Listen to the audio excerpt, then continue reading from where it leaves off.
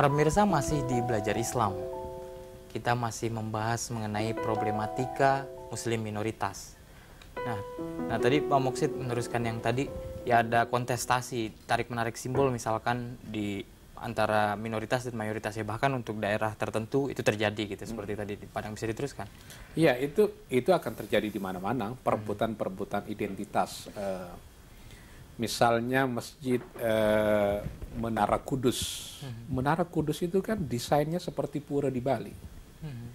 Itu menjadi problematik kalau kita mempersoalkan, orang-orang Hindu misalnya mempersoalkan, ini kok minjem tapi nggak izin, gimana ini? Nah, artinya akan terjadi peleburan-peleburan identitas lokal itu. Nah, ulama-ulama zaman dahulu yang Wali Songo itu cenderung memiliki kearifan untuk tukar-menukar alat-alat kebudayaan seperti itu. Ini yang jarang dimiliki misalnya oleh teman-teman imigran dari Timur Tengah yang bukan yang studi tapi yang bekerja di Barat. Kalau yang studi kan relatif saya kira cenderung bisa menerima. Tapi orang-orang yang menggendong cara berpikir lama dari Timur Tengah kemudian sampai di sana ingin menuntut segalanya seperti pada negara asalnya, bahkan ingin menuntut punya pengadilan sendiri, itu bukan persoalan yang sederhana saya kira Pak Fuad ya. Karena menurut mereka Islam itu bukan hanya doktrin keimanan dan keislaman, tapi di dalam Islam itu kan komplit dengan hukum jinayat, hukum muamalah, hukum ahwal sasiyah, yang itu sampai sekarang tidak bisa ditanggulangi oleh negara-negara Barat yang memang bukan negara agama. Sehingga bagaimana kalau mereka mau mengajukan poligami, itu kan nggak masuk di dalam mindset pikiran orang-orang Barat. Padahal kata mereka ini kan dimungkinkan dari sudut agama. Kalau misalnya gugatan cerai dengan permohonan cerai, apa bedanya? Dampaknya seperti apa?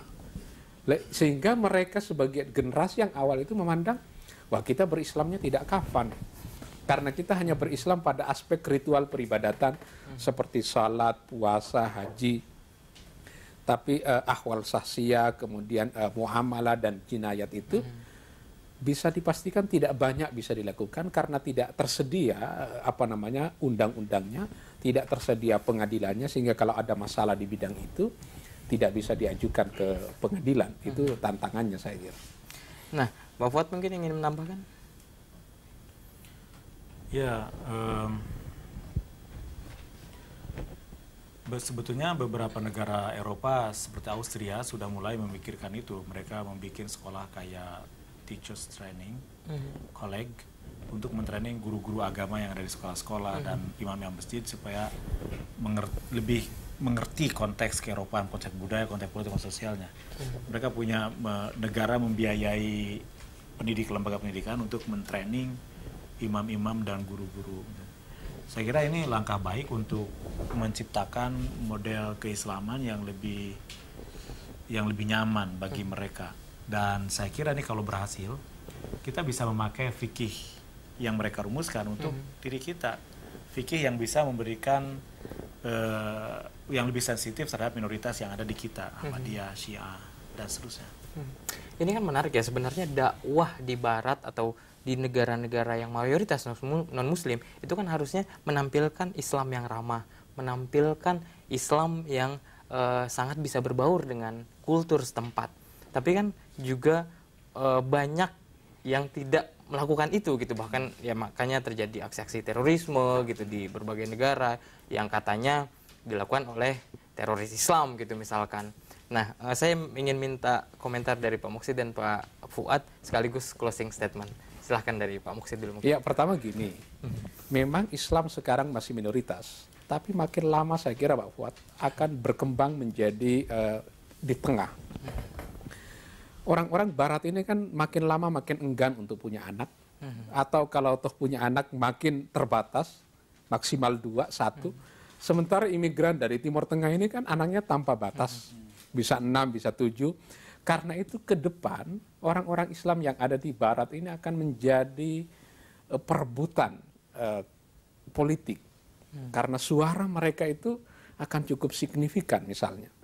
Kita tidak tahu pelipat gandaan jumlah umat Islam di Barat, di Prancis, di Amerika itu kan tinggi sekali, berkejaran dengan agama Buddha. Jadi makin lama nanti secara politik kita akan bergerak ini ke tengah. Sehingga posisi umat Islam itu menjadi sangat menentukan secara politik.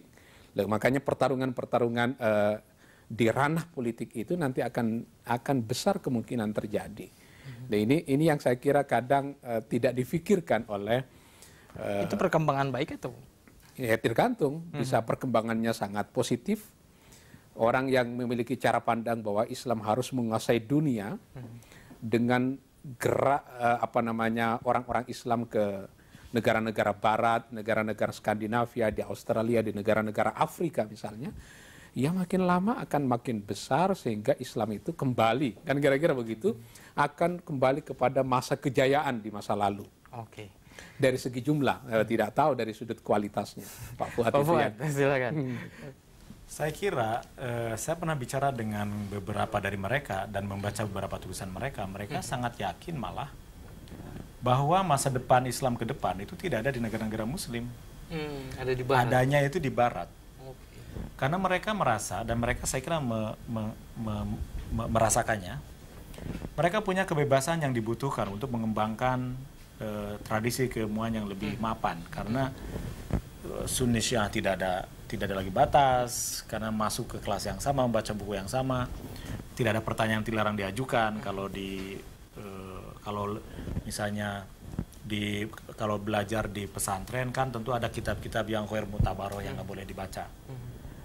Kalau di sana semua buku ada dan tidak ada yang peduli apakah Anda membaca buku Syiah yang buku Sunni, apakah Anda mau masuk neraka atau tidak, itu nggak difikirkan oleh komunitas yang menyediakan servis ini, terutama di pusat-pusat studi Islam.